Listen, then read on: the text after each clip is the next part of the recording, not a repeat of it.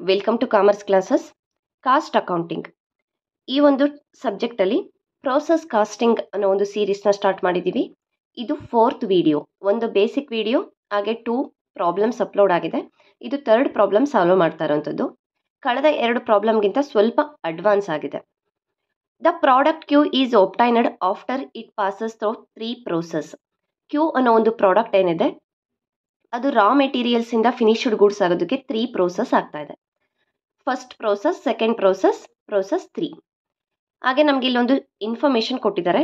ಏನು ಯಾವ್ಯಾವ್ದೆಲ್ಲ ಎಕ್ಸ್ಪೆನ್ಸಸ್ ಆಗಿದೆ, ನಾರ್ಮಲ್ ಲಾಸ್ ಎಷ್ಟಾಗಿದೆ, ಅಬ್ನಾರ್ಮಲ್ ಲಾಸ್ಗೆ ಅಥವಾ ಒಂದು ಸ್ಕ್ರಾಪ್ ವ್ಯಾಲ್ಯೂ ಎಷ್ಟಿದೆ, ಅಬ್ನಾರ್ಮಲ್ ಲಾಸ್ ಎಷ್ಟಾಗಬಹುದು, ಔಟ್ಪುಟ್ ಯೂನಿಟ್ಸ್ ಎಷ್ಟಿದೆ, ಈ ರೀತಿ ಒಂದಿಷ್ಟು ಇನ್ಫಾರ್ಮೇಶನ್ ಕೊಟ್ಟಿದ್ದಾರೆ. Direct material, direct wages, production over head. ಈ ಡೈರೆಕ್ಟ್ ಮೆಟೀರಿಯಲ್, ಡೈರೆಕ್ಟ್ ವೇಜಸ್ ಅವರೇನೆ ಪ್ರೋಸೆಸ್ 1ಗೆ ಎಷ್ಟು, ಪ್ರೋಸೆಸ್ 2ಗೆ ಎಷ್ಟು, ಪ್ರೋಸೆಸ್ 3ಗೆ ಎಷ್ಟು, ಹಾಗೆಯೇ ಟೋಟಲ್ ಎಷ್ಟಿದೆ ಅನ್ನೋದು ಕೂಡ ಕೊಟ್ಟಿದ್ದಾರೆ. ಪ್ರೊಡಕ್ಷನ್ ಓವರ್ ಹೆಡ್ ಏನಿದೆ ಟೋಟಲ್ ಕೊಟ್ಟಿದ್ದಾರೆ 9000 ರುಪೀಸ್ ಇದೆ. ಈಗ ನಾವು ಇದನ್ನು ಪ್ರೋಸೆಸ್ 1, ಪ್ರೋಸೆಸ್ 2, ಪ್ರೋಸೆಸ್ 3ಗೆ ಎಷ್ಟು ಬರಬೇಕು ಅಂತ ನೋಡಬೇಕು. ನೆಕ್ಸ್ಟು ಅಡ್ಜಸ್ಟ್ಮೆಂಟ್ ಇದೆ, ಅದನ್ನು ನೋಡಿಬಿಟ್ಟು ನಾವು ಪ್ರೊಡಕ್ಷನ್ ಓವರ್ ಹೆಡ್ ಬಗ್ಗೆ ತಿಳ್ಕೊಳ್ಳೋಣ. Percentage of normal loss to input.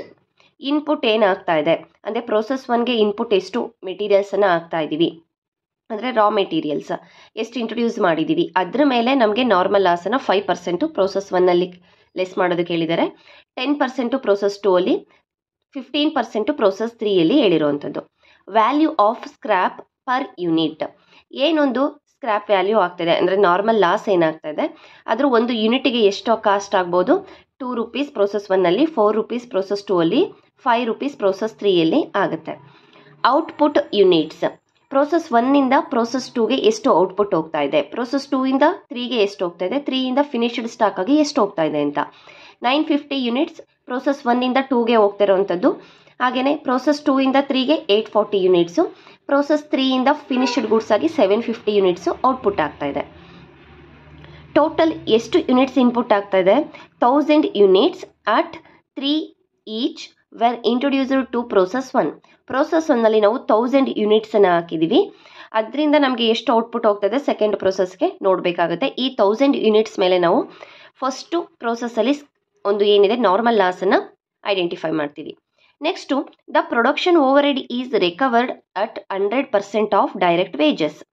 Direct wages ಏನಿದೆ ಇದ್ರ ಮೇಲೆ 100% ಅಷ್ಟು ಪ್ರೊಡಕ್ಷನ್ ಓವರ್ ಹೆಡ್ ಇದೆ ಅಂತ ಹೇಳಿದ್ದಾರೆ. ಪ್ರೋಸೆಸ್ 1, ಪ್ರೋಸೆಸ್ 2, ಪ್ರೋಸೆಸ್ 3 ಮೂರಕ್ಕೂ ಕೂಡ ಅಷ್ಟೇ. ಲಾಸ್ಟ್ ಪ್ರಾಬ್ಲಮಲ್ಲೆಲ್ಲ ಏನಾಗ್ತಿತ್ತು 50% ಅಥವಾ 60% ಇರ್ತಾ ಇತ್ತು. ಅಂದರೆ 50% ಇದ್ರೆ ಏನು ಮಾಡ್ತಾ ಇದ್ವಿ, 2000 ಇಂಟು 50/100 1000 ರುಪೀಸ್ ತಗೊಳ್ತಾ ಇದ್ವಿ. ಆದರೆ ಇಲ್ಲಿ 100% ಅಂತ ಹೇಳಿದ್ದಾರೆ. ಅಂದರೆ ಡೈರೆಕ್ಟ್ ವೇಜಸ್ ಎಷ್ಟಿರುತ್ತೆ, ಪ್ರೊಡಕ್ಷನ್ ಓವರ್ ಹೆಡ್ ಕೂಡ ಅಷ್ಟೇ ಇರುತ್ತೆ ಅಂತ ಅರ್ಥ. 2000 ರುಪೀಸ್ ಇದೆ, 2000 rupees production over head process 1ನಲ್ಲಿ ಇರುತ್ತೆ. 3000 ಇದೆ, ಪ್ರೊಡಕ್ಷನ್ ಓವರ್ ಹೆಡ್ ಕೂಡ 3000 ಇರುತ್ತೆ. 4000 ಒಂದು ವೇಜಸ್ ಇರೋದು, ಪ್ರೊಡಕ್ಷನ್ ಓವರ್ ಹೆಡ್ ಕೂಡ 4000 ಇರುತ್ತೆ. ಈಗ ನಮಗೆ ಪ್ರೊಡಕ್ಷನ್ ಓವರ್ ಹೆಡ್ ಗೊತ್ತಾಯಿತು. ಹಾಗೆಯೇ ಫಸ್ಟು ಒಂದು ಪ್ರೋಸೆಸ್ಗೆ ಎಷ್ಟು ಯೂನಿಟ್ಸ್ ಇಂಟ್ರೊಡ್ಯೂಸ್ ಮಾಡ್ತಾ ಇದ್ದೀವಿ ಅನ್ನೋದು ಕೂಡ ಗೊತ್ತಾಯಿತು. Prepare process account. ಏನೊಂದು ಪ್ರೋಸೆಸ್ 1, ಪ್ರೋಸೆಸ್ 2, ಪ್ರೋಸೆಸ್ 3 ಏನಿದೆ ನಾವು ಅದಕ್ಕೆ ಪ್ರೋಸೆಸ್ ಅಕೌಂಟನ್ನು ಪ್ರಿಪೇರ್ ಮಾಡಬೇಕು.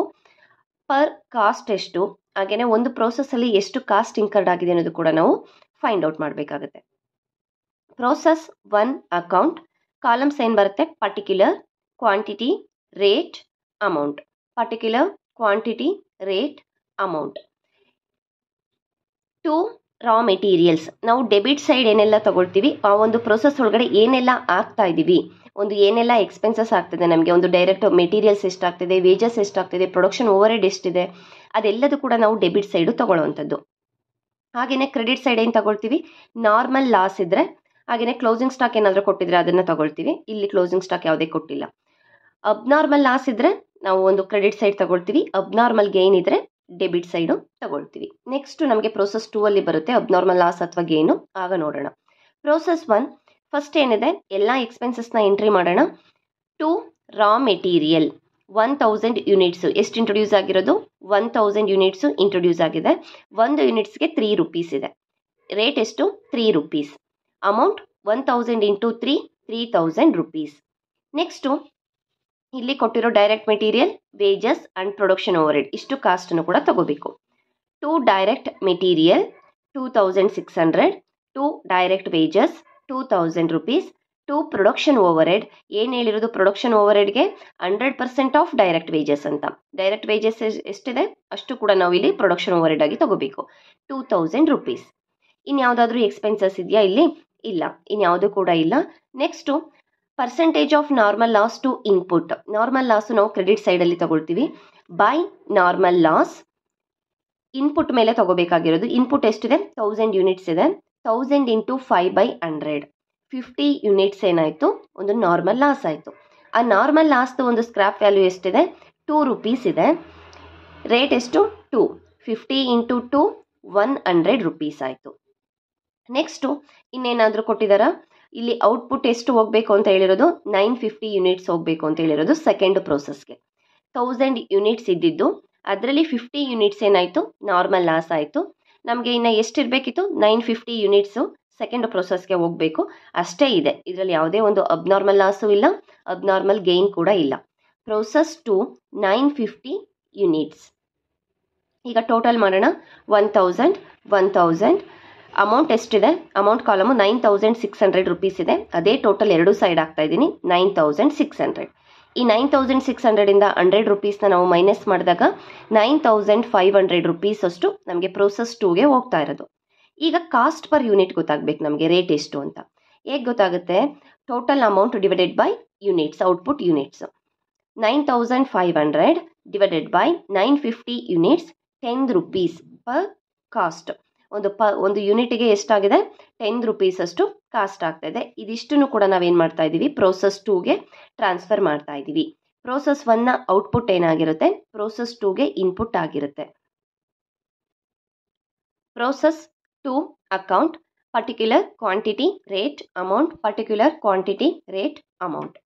ಫಸ್ಟು ಏನು ಮಾಡ್ತೀವಿ ನಾವು? ಯಾವ್ದು ತಗೋಬೇಕು? ಪ್ರೋಸೆಸ್ 2ಗೆ ಇನ್ಪುಟ್ ಏನಾಗಿರುತ್ತೆ? ಪ್ರೋಸೆಸ್ ಫಸ್ಟಿಂದು ಔಟ್ಪುಟ್ ಏನಿರುತ್ತೆ ಟ್ರಾನ್ಸ್ಫರ್ ಮಾಡಿರ್ತೀವಲ್ಲ ಅದನ್ನು ತಗೋಬೇಕು. To process first account 950 units input ಆಗಿದೆ. ಒಂದು ಯೂನಿಟ್ಸ್ಗೆ 10 rupees, ಟೋಟಲ್ 9500 rupees ಆಯಿತು. ನೆಕ್ಸ್ಟ್ ಇನ್ನು ಉಳಿದಾಗೆ ಎಲ್ಲ ಎಕ್ಸ್ಪೆನ್ಸಸ್ ಕೂಡ ತಗೋಬೇಕು. To direct material, to direct wages, to production over head 1980 rupees. ಇದು ಕೂಡ ಕ್ವಶನಲ್ಲೇ ಇದೆ.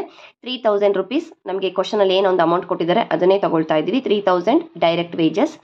ಪ್ರೊಡಕ್ಷನ್ ಓವರ್ ಹೆಡ್ಡು ಡೈರೆಕ್ಟ್ ವೇಜಸ್ನ 100% ಇರುತ್ತೆ, ಅಂದರೆ ಸೇಮ್ ಇರುತ್ತೆ. 3000 rupees production over head. Next by normal loss account ಎಷ್ಟಿದೆ? ಪ್ರೋಸೆಸ್ 2ಗೆ 10% ತಗೋಬೇಕು ಅಂತ ಹೇಳಿದ್ದಾರೆ ಇನ್ಪುಟ್ಟಿಂದು. ಇನ್ಪುಟ್ಟಲ್ಲಿ 950 ಇದೆ. 950 ಇಂಟು 10/100 95 ಯೂನಿಟ್ಸ್ ಅಷ್ಟು ನಾರ್ಮಲ್ ಲಾಸ್ ಆಗ್ತಾ ಇದೆ. ಅದಕ್ಕೆ ಸ್ಕ್ರ್ಯಾಪ್ ವ್ಯಾಲ್ಯೂ ಎಷ್ಟಿದೆ? 4 rupees ಇದೆ. ಇಲ್ಲಿ 4 rupees ಕೊಟ್ಟಿದ್ದಾರೆ. 95 ಇಂಟು 4 380 rupees ಆಯಿತು. ನೆಕ್ಸ್ಟ್ ಈಗ ನಮಗೆ ಟೋಟಲ್ ಎಷ್ಟಾಯಿತು? 950 ಯೂನಿಟ್ಸ್ ಆಯಿತು. ಈಗ ಪ್ರೋಸೆಸ್ 2ಗೆ ಎಷ್ಟು ಹೋಗ್ತಿದೆ? ಕ್ವಶನಲ್ಲಿ ಕೊಟ್ಟಿರೋ ಥರ ಕ್ವಶನಲ್ಲಿ ಏನು ಹೇಳಿದ್ದಾರೆ? 840 ಯೂನಿಟ್ಸ್. 840 ಯೂನಿಟ್ಸ್ ಅಷ್ಟು ಔಟ್ಪುಟ್ ಆಗಬೇಕು. ಅಂದರೆ ಪ್ರೋಸೆಸ್ 2 ಇಂದ ಪ್ರೋಸೆಸ್ 3ಗೆ 840 ಯೂನಿಟ್ಸ್ ಹೋಗಬೇಕು. ಇಲ್ಲಿ ಇರೋದೆಷ್ಟು? 950 ಯೂನಿಟ್ಸು ಇನ್ಪುಟ್ ಆಗಿದ್ದು ಅದರಲ್ಲಿ 95 ಏನಾಗಿದೆ? ನಾರ್ಮಲ್ ಲಾಸ್ ಆಗಿದೆ. ಇನ್ನು 855 ಯೂನಿಟ್ಸ್ ಅಷ್ಟು ಏನಾಗಬೇಕಿತ್ತು? ಥರ್ಡ್ ಪ್ರೋಸೆಸ್ಗೆ ಹೋಗಬೇಕಿತ್ತು. ಆದರೆ 840 ಯೂನಿಟ್ಸು ಔಟ್ಪುಟ್ ಆಗ್ತಾ ಇದೆ ಅಂತ ಕೊಟ್ಟಿದ್ದಾರೆ. ಅಂದರೆ ಇನ್ನು 15 ಯೂನಿಟ್ಸ್ ಏನಿದೆ ಇದು ನಮಗೆ ಅಬ್ನಾರ್ಮಲ್ ಲಾಸ್ ಆಗುತ್ತೆ. 855 ಔಟ್ಪುಟ್ ಆಗಬೇಕಾಗಿದ್ದ ಜಾಗದಲ್ಲಿ 840 ಆಗಿದೆ, ಅಂದರೆ ಇನ್ನು 15 ಕಡಿಮೆ ಆಗಿದೆ ಅಲ್ವಾ? ಇದು ನಮಗೆ ಅಬ್ನಾರ್ಮಲ್ ಲಾಸ್ ಆಗುತ್ತೆ. By abnormal loss 15 units by process 3 account. Process 3ಗೆ ಎಷ್ಟು ಹೋಗ್ತಾ ಇದೆ? ನಾವು ಎಷ್ಟು ಟ್ರಾನ್ಸ್ಫರ್ ಮಾಡ್ತಾ ಇದ್ದೀವಿ? 840 ಯೂನಿಟ್ಸು ಹೋಗ್ತಾ ಇರೋದು. 840. ಈಗ ನಮಗೆ ಪರ್ ಕಾಸ್ಟ್ ಎಷ್ಟು, ರೇಟ್ ಎಷ್ಟು, ಒಂದು ಯೂನಿಟ್ಗೆ ಎಷ್ಟು ಕಾಸ್ಟ್ ಆಗಿದೆ ಅಂತ ಬೇಕು. Cost per unit equals total of debit 17,480 rupees minus ಒಂದು ಸ್ಕ್ರ್ಯಾಪ್ ವ್ಯಾಲ್ಯೂ ಅಮೌಂಟ್ ಎಷ್ಟಿತ್ತು? 380ನ ಮೈನಸ್ ಮಾಡಬೇಕು. Minus 380 divided by total units quantity 950 minus normal loss quantity ಎಷ್ಟಿದೆ? 95. ಟೋಟಲ್ 17,100 ಡಿವೈಡೆಡ್ ಬೈ 855 ಎಷ್ಟಾಯಿತು? 20 rupees ಪರ್ ಯೂನಿಟ್ಗೆ. ಒಂದು ಯೂನಿಟ್ಗೆ 20 rupees ಆಯಿತು. ಅಬ್ನಾರ್ಮಲ್ ಲಾಸ್ಗೂ ಅಷ್ಟೇ 15 ಇಂಟು 20 300 rupees ಆಗುತ್ತೆ. ಪ್ರೋಸೆಸ್ 3ಗೆ 840 ಇಂಟು 20 16,800 rupees ಆಗುತ್ತೆ. ಈಗ ನಮಗೆ ಟೋಟಲ್ ಮಾಡಿದಾಗ ಸೇಮ್ ಟೋಟಲ್ ಬರುತ್ತೆ. 17,480 rupees. ಇದನ್ನೇನಿದೆ ನಾವೀಗ ಪ್ರೋಸೆಸ್ 3ಗೆ ಔಟ್ಪುಟ್ ಟ್ರಾನ್ಸ್ಫರ್ ಮಾಡ್ತಾ ಇದ್ದೀವಿ. ಪ್ರೋಸೆಸ್ 3ಗೆ ಇನ್ಪುಟ್ ಆಗಿರುತ್ತೆ. ಪ್ರೋಸೆಸ್ 3 ಅಕೌಂಟ್ ಸೇಮ್ ಕಾಲಮ್ಸ್ ಬರುತ್ತೆ. ಫಸ್ಟ್ ನಾವೇನೊಂದು ಸೆಕೆಂಡ್ ಪ್ರೋಸೆಸ್ಸಲ್ಲಿ ಏನಿತ್ತು ಅದನ್ನು ಇಲ್ಲಿಗೆ ಟ್ರಾನ್ಸ್ಫರ್ ಮಾಡ್ಕೋಬೇಕು. To process second account 840 units 20 rupees per unit 16,800 rupees. Direct material, direct wages, production over head ಕ್ವಶನಲ್ಲಿದೆ, ಅದನ್ನು ಆ್ಯಸ್ ಇಟ್ ಈಸ್ ಆಗಿ ತೊಗೊಂಡಿದ್ದೀವಿ. Amount 2,962, 4,000 rupees, 4,000 rupees. ಈ 4,000 ಹೇಗೆ ಬಂತು? ಡೈರೆಕ್ಟ್ ವೇಜಸ್ನ 100% ಪ್ರೊಡಕ್ಷನ್ ಓವರ್ ಹೆಡ್ ಅಂತ ಹೇಳಿರೋದು 4,000 rupees. Next by normal loss input ಮೇಲೆ 15% ಅಂತ ಹೇಳಿದ್ದಾರೆ.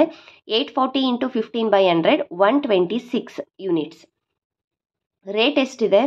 ಈಗ ನಾವು ಸ್ಕ್ರ್ಯಾಪ್ ವ್ಯಾಲ್ಯೂ ಎಷ್ಟಿದೆ? 5 rupees ಇದೆ. 126 ಇಂಟು 5 630 rupees ಆಯಿತು. ಫಿನಿಶ್ಡ್ ಸ್ಟಾಕ್ ಆಗಿ ಎಷ್ಟು ಹೋಗ್ತಾ ಇದೆ? ಇಲ್ಲಿ ನಮಗೆ ಕ್ವಶನ್ನಲ್ಲೇ ಕೊಟ್ಟಿದ್ದಾರೆ. ಔಟ್ಪುಟ್ ಎಷ್ಟಿದೆ? 750 ಅಂತ ಹೇಳಿದ್ದಾರೆ. 750 ಯೂನಿಟ್ಸ್. ಈಗ ನಾವು ಕಾಸ್ಟ್ ಪರ್ ಯೂನಿಟನ್ನು ಫಸ್ಟು ಫೈಂಡ್ ಔಟ್ ಮಾಡ್ಕೋಬೇಕು. ಅಮೌಂಟ್ ಇದು 840 ಯೂನಿಟ್ಸ್ ಏನಿದೆ ಇನ್ಪುಟ್ ಇತ್ತು. 126 rupees, 126 ಯೂನಿಟ್ಸು ನಾರ್ಮಲ್ ಲಾಸ್ ಆಗಿದೆ. ನಮಗೆ 714 ಎಷ್ಟು ಔಟ್ಪುಟ್ ಆಗಬೇಕಾಗಿದ್ದು, ಆದರೆ ಆ್ಯಕ್ಚುಯಲ್ ಆಗಿ ಎಷ್ಟು ಔಟ್ಪುಟ್ ಹೋಗ್ತಾ ಇದೆ? 750 ಹೋಗ್ತಾ ಇದೆ. ಅಂದರೆ ನಾವು ಅಂದ್ಕೊಂಡಿದ್ದಕ್ಕಿಂತ ಜಾಸ್ತಿನೇ ಔಟ್ಪುಟ್ ನಮಗೆ ಸಿಕ್ಕಿದೆ. ಅಂದರೆ 36 ಯೂನಿಟ್ಸು ಅಬ್ನಾರ್ಮಲ್ ಗೇನ್ ಆಗುತ್ತೆ. Abnormal gain 36 units to abnormal gain 36 units. ಈಗ ನಮಗೆ ಕಾಸ್ಟ್ ಪರ್ ಯೂನಿಟ್ಸ್ ಬೇಕು. Cost per unit equals total of debit. ಇದಿಷ್ಟು ಏನಿದೆ ಡೆಬಿಟ್ ಟೋಟಲ್ ಮಾಡ್ಕೋಬೇಕು. 27,762 ಮೈನಸ್ ಒಂದು ಸ್ಕ್ರ್ಯಾಪ್ ವ್ಯಾಲ್ಯೂ ಅಮೌಂಟ್ 630. ಟೋಟಲ್ ಎಷ್ಟಿದೆ? ಒಂದು ಕ್ವಾಂಟಿಟಿ ಇನ್ಪುಟ್ ಎಷ್ಟಿತ್ತು? 840 minus normal loss 126. 38 rupees per unit. ಒಂದು ಯೂನಿಟ್ಗೆ 38 rupees ಆಯಿತು. 38 rupees ರೇಟು ಒಂದು ಅಬ್ನಾರ್ಮಲ್ ಗೇನ್ಗೆ ಮತ್ತು ಫಿನಿಶ್ಡ್ ಸ್ಟಾಕಿಗೆ. 38 ಇಂಟು 36 1,368 rupees ಆಯಿತು. By finished stock 750 into 38 28,500 rupees ಆಯಿತು. ಈಗ ಟೋಟಲ್ ಮಾಡಿದಾಗ 29,130 29,130 rupees. ಟೋಟಲ್ 876 ಒಂದು ಕ್ವಾಂಟಿಟಿ ಇರೋವಂಥದ್ದು. ಇದಿಷ್ಟು ಪ್ರೋಸೆಸ್ 1, ಪ್ರೋಸೆಸ್ 2, ಪ್ರೋಸೆಸ್ 3 ಇರೋದು. ಅಬ್ನಾರ್ಮಲ್ ಲಾಸ್ ಇದ್ದರೆ ನಾವು ಈ ಸೈಡ್ ತಗೊಳ್ತೀವಿ. ಅಬ್ನಾರ್ಮಲ್ ಗೇನ್ ಇದ್ದರೆ ಡೆಬಿಟ್ ಸೈಡು ತಗೊಳ್ತೀವಿ.